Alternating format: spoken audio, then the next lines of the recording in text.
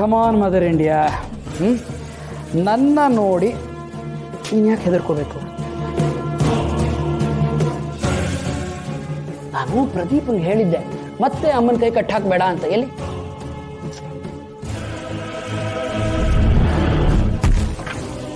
ಸರಿ, ಪ್ರದೀಪನಾದರೂ ನನ್ನ ಮಾತು ಕೇಳ್ತಾ ಇದ್ದಾನೆ ಅಂತ ಆಯ್ತು.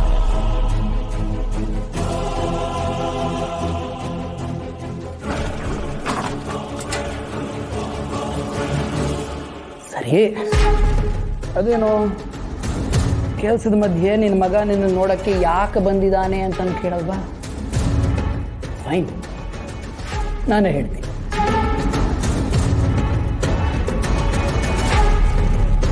ಇವತ್ತು ಯಾವ ದಿನ ಮದರ್? ಇವತ್ತು ಯಾವ ದಿನ? ಮರೆತು ಬಿಟ್ಟಿಯಾ? ಜಯಂತನ ಎಲ್ಲ ಕನಸುಗಳು ನನಸಾದ ದಿನ. ನನ್ನ ಜೀವನದಲ್ಲಿ ಕಪ್ಪು ಚುಕ್ಕೆಯಾಗಿ ಉಳಿಯುತ್ತೆ ಅನ್ನೋ ಸನ್ನಿವೇಶಗಳನ್ನೆಲ್ಲ ರಹಸ್ಯವಾಗಿಟ್ಟು ಹೊಸ ಜೀವನದತ್ತ ನಾನು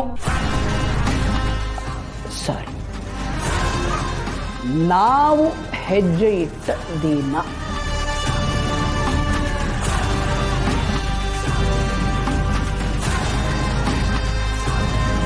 ಆ ದಿನಕ್ಕೆ 25 ವರ್ಷ ಮದರ್ ಇಂಡಿಯಾ.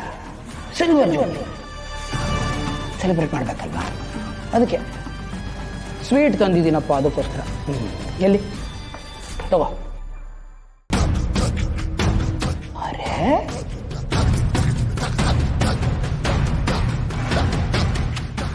ಹಠದಲ್ಲಿ ಜಯಂತನನ್ನು ಮೀರಿಸೋರು ಯಾರೂ ಇಲ್ಲ ಅಂತ ಜಗತ್ತು ಅಂದ್ಕೊಂಡಿದೆ. ಆದರೆ ನೀನು ಬದುಕಿದೆಯಾ ಅಂತ ಜಗತ್ತಿಗೆ ಗೊತ್ತೇ ಇಲ್ವಲ್ಲ ಮದರ್. ಅರ್ಧ ಕೊಡ್ತೀನಿ, ತಿನ್ನಬೇಕು. ಈಗ ಆ ರಹಸ್ಯಗಳೆಲ್ಲ ಗೊತ್ತಿರೋದು ಬರೀ ನಿನಗೆ ನನಗೆ ಅಲ್ವಾ? ಅದಕ್ಕೆ ನಾವಿಬ್ಬರ ಜೊತೆಗೆ ಸೆಲೆಬ್ರೇಟ್ ಮಾಡಬೇಕು ತಾನೆ. ನಾನು ಕಣ್ಣು ಮುಚ್ಕೋತೀನಿ, ಕಣ್ಣು ಬಿಡೋ ಅಷ್ಟರಲ್ಲಿ ತಿನ್ಬಿಡ್ಬೇಕು. ನಿನಗೆ ಆ ದಿನ ಜ್ಞಾಪಕ ಇದೆಯಾ ಮದರ್? ಎಷ್ಟೋ ಜನರ ಹಣೆ ಬರಹ ಬದಲಾದ ದಿನ. ವಿಷಯಗಳ ಅಂತ್ಯ, ಹೊಸ ವಿಷಯಗಳ ಶುರು. ಅದರಲ್ಲಿ ನಿನ್ನ ಹಣೆ ಬರಹನೂ ಒಂದು. ಎಲ್ಲಿ ಸ್ವೀಟ್ ತಿನ್ನು.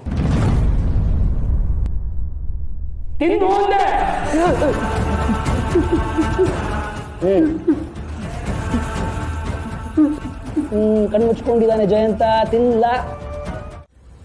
ನೆಮ್ಮದಿನ ನೀವು ಇಲ್ಲಿ ಮನೇನ ಹುಡುಕೋದನ್ನು ಬಿಟ್ಟು ದೇವಸ್ಥಾನಕ್ಕೆ ಹೋಗಿ ಹುಡುಕ್ತೀನಿ ಅಂತೀರ. ಎಂಥ ವಿಪರ್ಯಾಸ. ಸರಿ, ನಾನು ಕೆಲವು ಪ್ರಶ್ನೆಗಳನ್ನು ಪ್ರಾಮಾಣಿಕವಾಗಿ ಕೇಳ್ತೀನಿ, ನೀವು ಉತ್ತರ ಕೊಡಿ. ಇಲ್ಲಿ ನೀವು ಬಂದಿರೋದು ನನ್ನ ಜೊತೆ ಇರಬೇಕು ಅಂತ ತಾನೆ? ಹಾಗಿದ್ರೆ ನನ್ನ ಮನಸ್ಸಿನ ಮೂಲೆಯಲ್ಲಿ ನನ್ನ ಬಗ್ಗೆ ಸ್ವಲ್ಪನಾದರೂ ಪ್ರೀತಿ ಇದೆ ಅಂತ ಅರ್ಥ ಅಲ್ವಾ? ನೋಡಿ, ನನ್ನನ್ನು ಬದಲು ಮಾಡಬೇಕು ಅಂತಲೇ ನೀವು ಬಂದಿದ್ದೀರಾ, ನಿಜ. ಅಂದರೆ ನಾನು ಬದಲಾಗ್ತೀನಿ ಅನ್ನೋ ನಂಬಿಕೆ ನಿಮ್ಮ ಮನಸ್ಸಲ್ಲಿ ಇದೆ ಅಂತ ತಾನೇ ಅರ್ಥ. ಆ ಬದಲಾವಣೆಗೆ ಒಂದು ಅವಕಾಶ ಕೊಡಬೇಕು ತಾನೆ.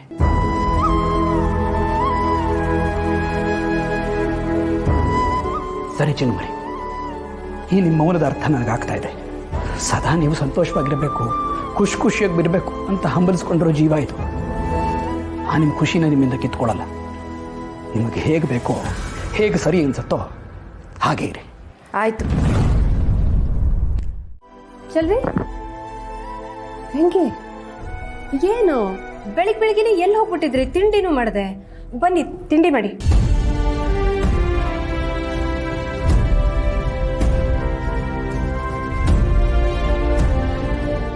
ಚಲ್ವಿ, ಹೆಂಗೆ ಯಾಕೋ ಬೇಜಾರು ಮಾಡ್ಕೊಂಡಂಗಿದೆ. ಏನಾದರೂ ನಡೀತಾ? ಎಲ್ಲಿಗೆ ಹೋಗಿದ್ರಿ ನೀವಿಬ್ರು? ಚರ್ಚ್ಗೆ ಹೋಗಿರ್ಬೇಕು.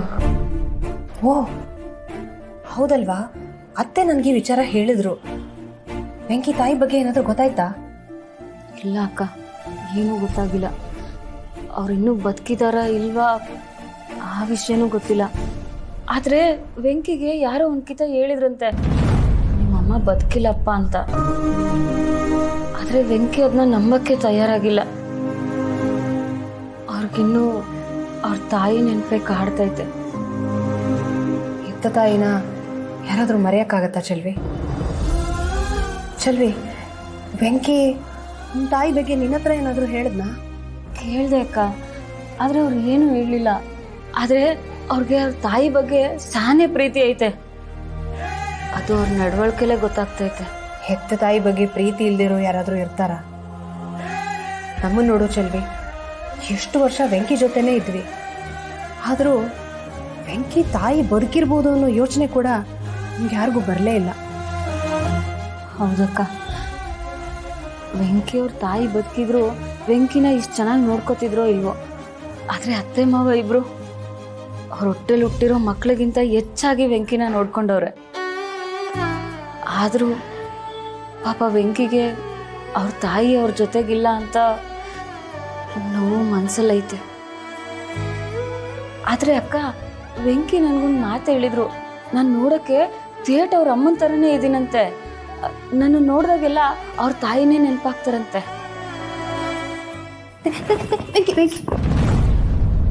ವೆಂಕಿ, ನಿಮ್ಮ ತಾಯಿದು ಫೋಟೋ ಏನಾದರೂ ಇದೆಯಾ ನಿನ್ನ ಹತ್ರ?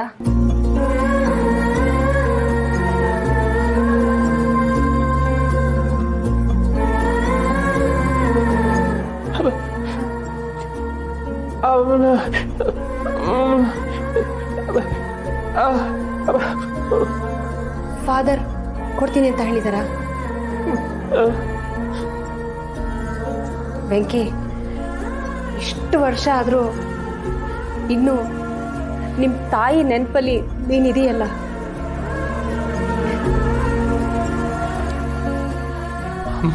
ಅಮ್ಮ